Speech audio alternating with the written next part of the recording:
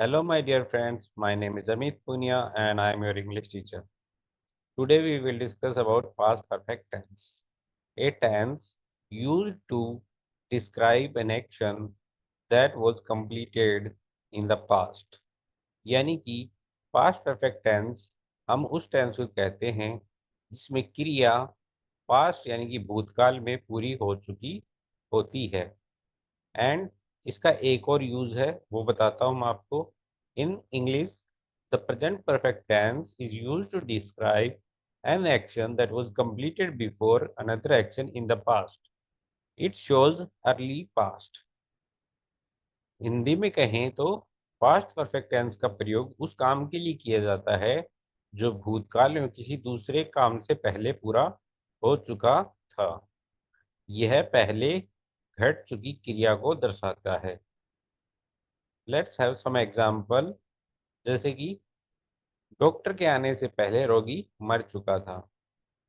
मेरे पहुंचने से पहले गाड़ी जा चुकी थी। उसके घर पहुंचने से पहले उसकी मम्मी खाना पका चुकी थी। तो देखिए दोस्तों, इन तीनों ही सेंटेंसेस में दो तरह के टेंस शामिल हुए हैं। एक पास्ट परफेक्ट और एक पास्ट इंडेफिनेट। यानी कि जो काम पहले हो चुका था उसके लिए हम पास्ट परफेक्ट टेंस का यूज करते हैं, और जो काम बाद में हुआ है उसके लिए हम पास्ट इंडेफिनेट का यूज करते हैं। चलिए दोस्तों, अब कुछ हिंदी पहचान देखते हैं। देखिए दोस्तों, अगर वाक्य के एंड में क्रिया के साथ चुका था, चुकी थी, चुके थे आए, या फिर क्रिया यानी कि वर्ब हिंदी में या ई एक ही मात्रा और आ की मात्रा के साथ खत्म हो और उसके साथ था, थे, थी आए, तो ऐसे सेंटेंसेस को हम पास्ट परफेक्ट टेंस की कैटेगरी में रखते हैं। देखते हैं दोस्तों कुछ example of Hindi sentences. Let's go. Past perfect tense affirmative sentence. वह खाना खा चुका था। वह बाजार जा चुकी थी। वे बच्चे अपना काम कर चुके थे। मैं पानी पी चुका था। वे स्टेशन पहुंच चुके थे। देखो दोस्तों, these sentences are ending with चुका था, चुकी थी, चुके थे। It's mean these sentences are of past perfect tense. इसी प्रकार कुछ नेगेटिव वाक्य देखते हैं। वह खाना नहीं खा चुका था।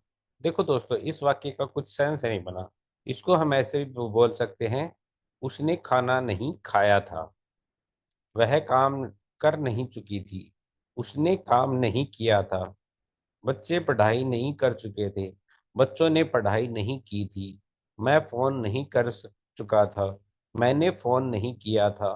वे घर नहीं आ चुके थे। वे घर नहीं आए थे। तो दोस्तों, हम इन्हें चुकी थी के साथ साथ या ई ए आ प्लस था, थे, थी का यूज करके और भी बेटर तरीके से स्मूथली बोल सकते हैं, जिससे कि उसका सेंस निकले कि पास्ट में कोई एक्शन हो चुका है या हो गया है। ये कुछ हिंदी सेंटेंसेस हैं, इंटरोगेटिव, नेगेटिव इंटरोगेटिव। आप इनको गो थ्रू कर सकते हैं। अब हम बात करते हैं ऑक्सिलरी वर्ब की। देखिए दोस्तों, पास्ट परफेक्ट टेंस में सिर्फ एक ही ऑक्सिलरी वर्ब यूज होती है सभी सब्जेक्ट के साथ, जो है हैड। यानी कि हैड का यूज हम उन सभी सब्जेक्ट के साथ करते हैं जो जिनसे वाक्य की शुरुआत होती है। अब बात करते हैं मेन वर्ब की। मेन वर्ब की थर्ड फॉर्म यानी कि पास्ट पार्टिसिपल का यूज इसमें किया जाता है। अब कुछ सेंटेंस स्ट्रक्चर देखते हैं दोस्तों। Affirmative, subject plus head plus past participle. यानी कि जो अफर्मेटिव सेंटेंस होता है उसमें सब्जेक्ट के तुरंत बाद हेड आता है और फिर वर्ब की थर्ड फॉर्म, जिसे हम पास्ट पार्टिसिपल भी कहते हैं।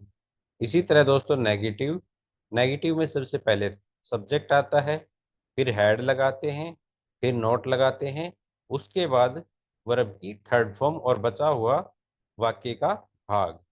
इसी तरह दोस्तों नेगेटिव सेंटेंस में हम सबसे पहले WH वर्ड लगाते हैं। अगर क्वेश्चन का आंसर हाँ या ना में निकल के कुछ एक्सप्लेनेशन देना हो तब हम WH वर्ड लगाते हैं, अन्यथा सब सेंटेंस की शुरुआत हैड से करते हैं और उसके बाद सब्जेक्ट लगाते हैं और उसके बाद वर्ब की थर्ड फॉर्म। इसी तरह negative interrogative WH word had plus subject plus note plus verb की थर्ड फॉर्म। चलिए दोस्तों, अब कुछ हिंदी सेंटेंसेस से हम इंग्लिश के सेंटेंसेस बनाना सीखते हैं। Let's go through affirmative sentences. जैसे कि वह घर जा चुकी थी, इसको हम ऐसे भी बोल सकते हैं, वह घर चली गई थी। तो कौन चली गई थी? वह, तो हमारा सब्जेक्ट हुआ सी। उसके बाद हमने हैड लगाया और जा चुकी थी, जाना को कहते हैं गो, तो गो की थर्ड फॉर्म गोन, और फिर हमारा ऑब्जेक्ट होम लगाया, तो सेंटेंस बन गया she had gone home. Like this, वे मैच जीत चुके थे, या फिर उन्होंने, इसको कह दो उन्होंने मैच जीत लिया था। देन वे means they, and our auxiliary verb had, and our जीतना win, and that's third form is won, and what they won? The match. The complete sentence will be they had won the match. Let's go through some negative sentences. जैसे कि मैंने उसे पहले नहीं देखा था। Who is our subject here? मैंने means I, so we will put first I, then auxiliary verb had, और it is a negative sentence, so we will put not, then verb की थर्ड फॉर्म देखा यानी कि see, see की third form seen, and then our object किसे? उसे, तो him, and then we will put the adverb before for पहले के लिए। नाउ नेक्स्ट सेंटेंस इज उसने काम पूरा नहीं किया था। तो हु इज द सेंटेंस? उसने, उसने is a female, so we will put she, then after had, then after negative है तो नॉट, एंड देन आफ्टर काम पूरा करना होगा तो complete, that's completed is third form, and what completed? The work. तो complete sentence will be she had not completed the work. Let's have some interrogative sentences. क्या तुमने काम पूरा कर लिया था? देखिए दोस्तों, this sentence is starting with क्या, then it will answer the question in yes or no. If a WH word comes in the first of sentence, then why? Because क्यों, क्या, कौन, कहाँ will be used in between the sentence, so they will start with WH word.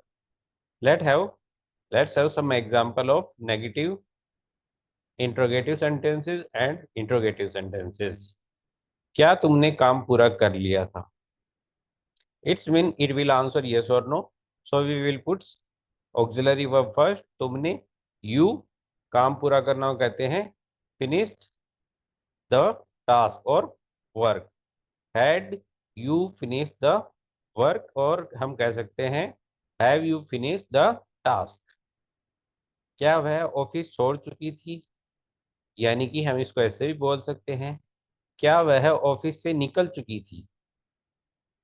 It answers yes or no, then so we will put first auxiliary verb, then our subject वह, it's a female, then we will put C, then our office छोड़ना, छोड़ना को कहते हैं leave, leave की third form left, and what the left?